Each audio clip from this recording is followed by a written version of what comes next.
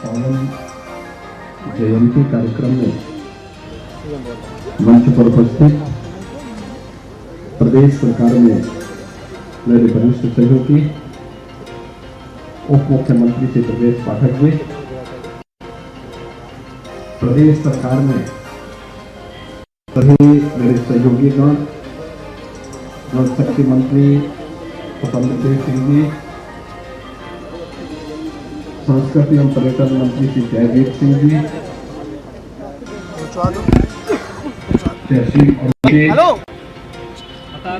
केंद्रीय मंत्री आज के इस कार्यक्रम में उपस्थित श्री कौशल किशोर जी, पूर्व मंत्री श्री रमापति शास्त्री जी,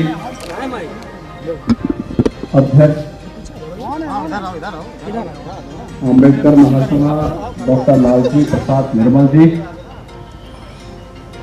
अध्यक्ष बौद्ध शोध संस्थान भुनते शांति मित्र जी, प्रदेश अध्यक्ष अम्बेडकर महासभा श्री राम नरेश चौधरी जी, उपाध्यक्ष अनुसूचित जाति वित्त एवं विकास निगम श्री विश्वनाथ जी, महामंत्री श्री अमरनाथ प्रजापति जी, डॉक्टर सत्या दोहरी जी। आज के इस कार्यक्रम में विशेष रूप से यहाँ पर उपस्थित प्रदेश सरकार में मत्स्य विभाग के मंत्री डॉक्टर संजय निषाद जी, अम्बेडकर महासभा से जुड़े हुए सभी उपस्थित भाइयों बहनों, आज भारत माता के महान सपूत स्वतंत्र भारत के संविधान के शिल्पी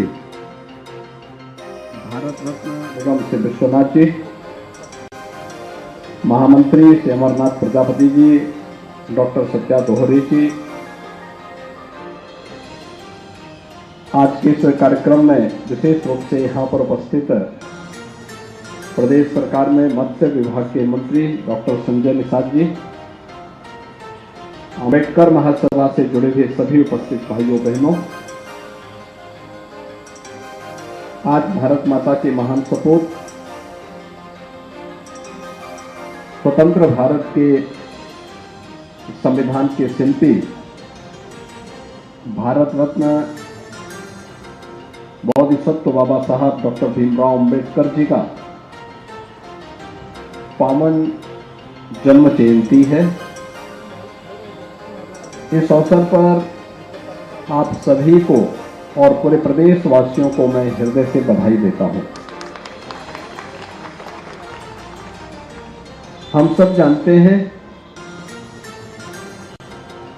कि सैकड़ों वर्षों की गुलामी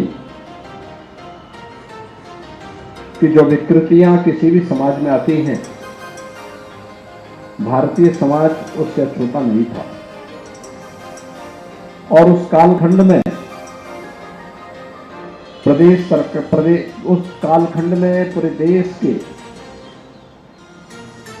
दमित, शोषित, पीड़ित मानवता की आवाज, देश की आजादी के आंदोलन बने थे बाबा साहब डॉक्टर भीमराव अंबेडकर। वो न केवल भारत के लिए बल्कि दुनिया के हर पीड़ित, शोषित और वंचित की आवाज बने। दुनिया का सबसे बड़ा संविधान, दुनिया के सबसे बड़े लोकतंत्र को लेकर के बाबा साहब डॉक्टर भीमराव अंबेडकर ने एक नए युग का सूत्रपात किया। हम सब जानते हैं बाबा साहब भीमराव अंबेडकर ने दुनिया के प्रतिष्ठित विश्वविद्यालयों से उच्च शिक्षा की डिग्री हासिल की, लेकिन उस सब के बावजूद उन्हें उन विकृति और सामाजिक कुरीतियों का सामना करना पड़ा जो भारतीय समाज को सदैव कमजोर करती रही। लेकिन उन सब की परवाह के बगैर उन्होंने जीवन का लक्ष्य हर वंचित, हर पीड़ित, हर दलित की आवाज बनकर के उसे अपनी आवाज की धार दे करके उस लड़ाई को आगे बढ़ाने का जो निर्णय लिया, आज उसी का परिणाम है कि पूरा देश बाबा साहब डॉक्टर भीमराव अंबेडकर जी के प्रति सदैव कृतज्ञ भाव से उन्हें नमन करता है, उनका स्मरण करता है। आज केवल भारत ही नहीं, दुनिया के अंदर जहां कहीं भी किसी पीड़ित और दलित को, दमित को आवाज देनी हो, बाबा साहब भीमराव अंबेडकर एक प्रकाश पुंज के रूप में उन लोगों के सामने एक उदाहरण होते हैं।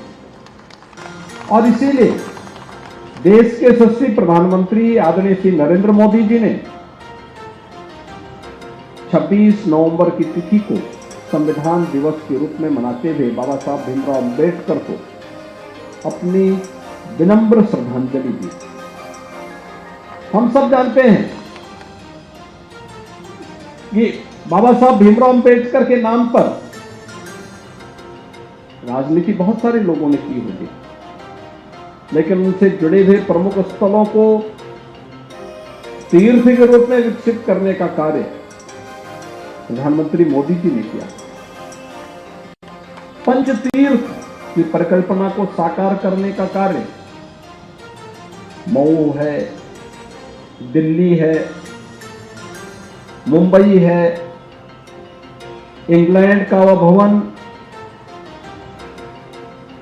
जहां रहकर के उच्च शिक्षा बाबा साहब ने अर्जित की थी, नागपुर का दीक्षा भूमि, ये सभी 5 स्थलों को पंच तीर्थ के रूप में विकसित करने का जो कार्य बाबा साहब भीमराव अंबेडकर ने किया, वह अभिनंदनीय कार्य था। और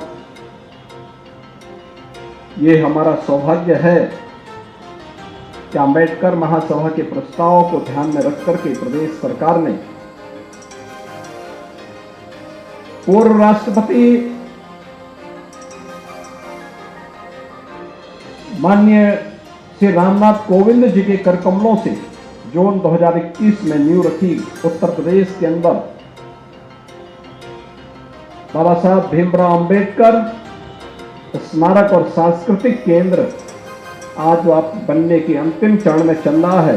बहुत शीघ्र एक भव्य स्मारक और सांस्कृतिक केंद्र उत्तर प्रदेश वासियों को उत्तर प्रदेश की राजधानी लखनऊ में बाबा साहब की स्मृतियों को आगे बढ़ाने के लिए प्राप्त होगा।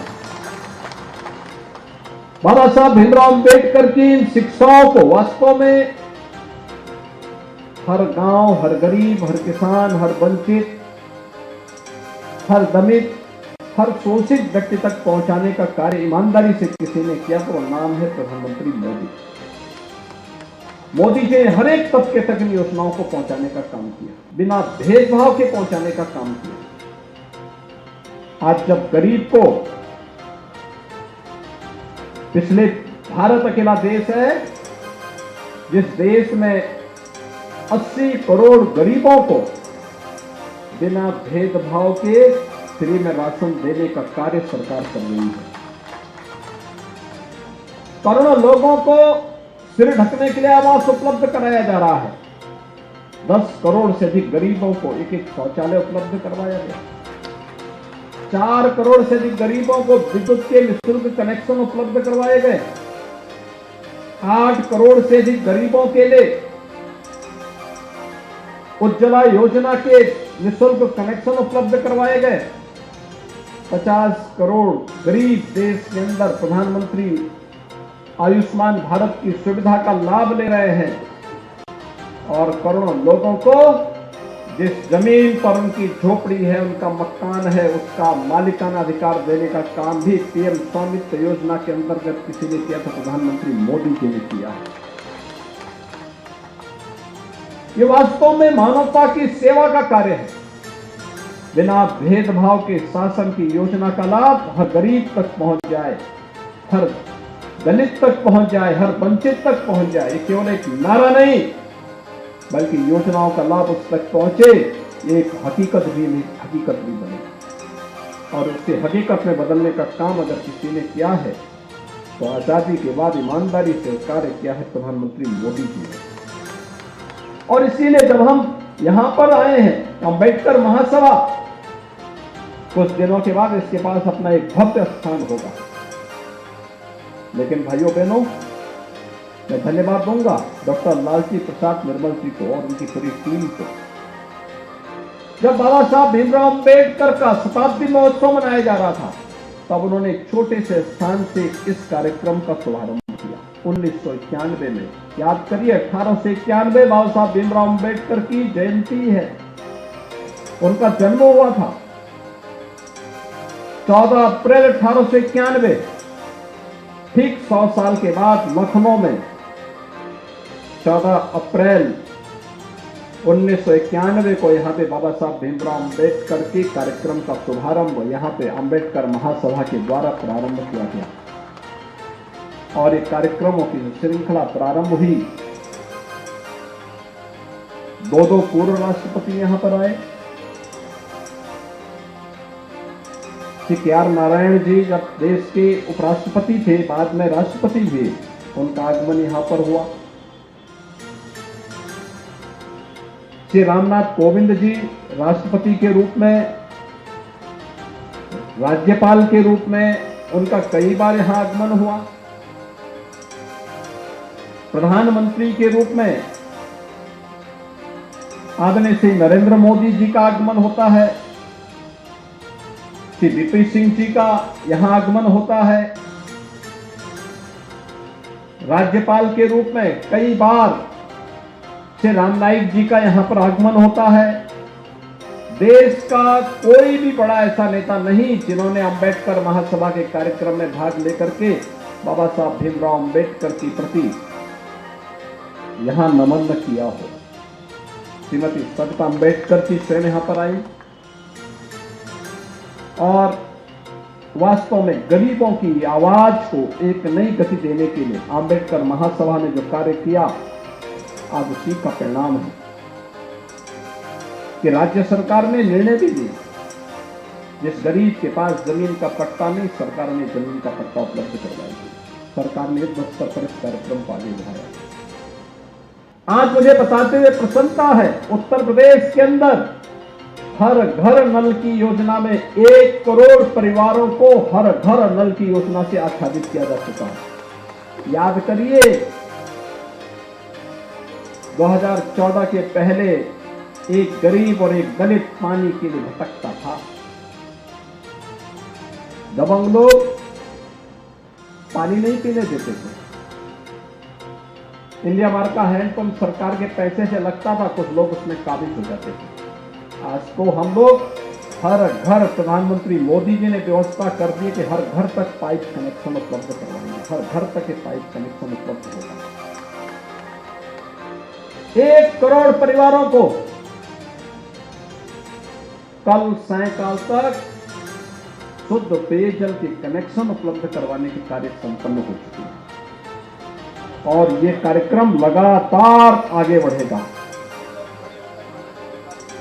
भाइयों बहनों, ये एक बड़ा कार्यक्रम है। किसी भी व्यक्ति को बिना भेदभाव के शासन की योजना का लाभ, और इस अवसर पर जल शक्ति मंत्री श्री स्वतंत्र देव जी आए। मैं उन्हें अभिनंदन करूंगा कि उन्होंने पूरी मजबूती के साथ इन कार्यक्रमों को आगे बढ़ाया है। आज हम सब यहाँ पर बाबा साहब भीमराव अंबेडकर को अंबेडकर महासभा के द्वारा आयोजित कार्यक्रम में स्मरण करने के लिए आए हैं। इस अवसर पर बाबा साहब भीमराव अंबेडकर का चित्र हर सरकारी कार्यालय में लगेगा।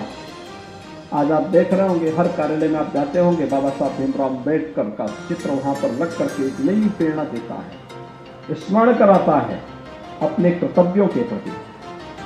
अब केवल संवैधानिक अधिकारों की बात नहीं होती है, संवैधानिक कर्तव्यों की बात भी होती है। देश के प्रति हमारा क्या कर्तव्य है, समाज के प्रति हमारा क्या कर्तव्य है, इनकी भी चर्चा आज होती है।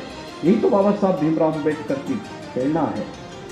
और मैं इस अवसर पर बधाई दूंगा अंबेडकर महासभा के संस्थापक अध्यक्ष के रूप में डॉक्टर लालजी प्रसाद निर्मल जी को, जो आज उत्तर प्रदेश विधान परिषद के सदस्य भी हुए हैं।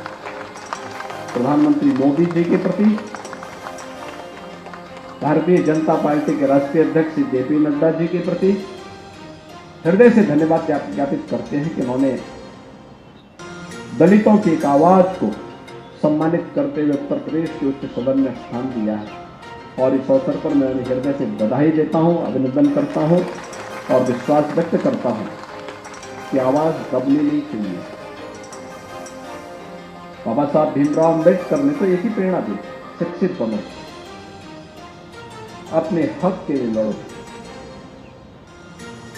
जीवन में उच्च आदर्शों का पालन करो। जीवन भर बाबा साहब भीमराव अंबेडकर इन कार्यक्रमों को लेकर के चलते रहे। आज हम सब यहाँ पर उन्हें स्मरण कर रहे हैं, उनकी स्मृतियों को नमन कर रहे हैं। मैं इस अवसर पर एक बार फिर से आप सबको आश्वस्त करता हूं, प्रदेश सरकार हर गरीब, हर दलित, हर वंचित समाज के हर उस तबके के हितों के लिए कार्य करने के लिए प्रतिबद्ध है जो इससे पहले शोषित था, पीड़ित था, किन्हीं कारणों से उसे अपमानित किया जाता था। आज कोई अपमानित नहीं कर सकता।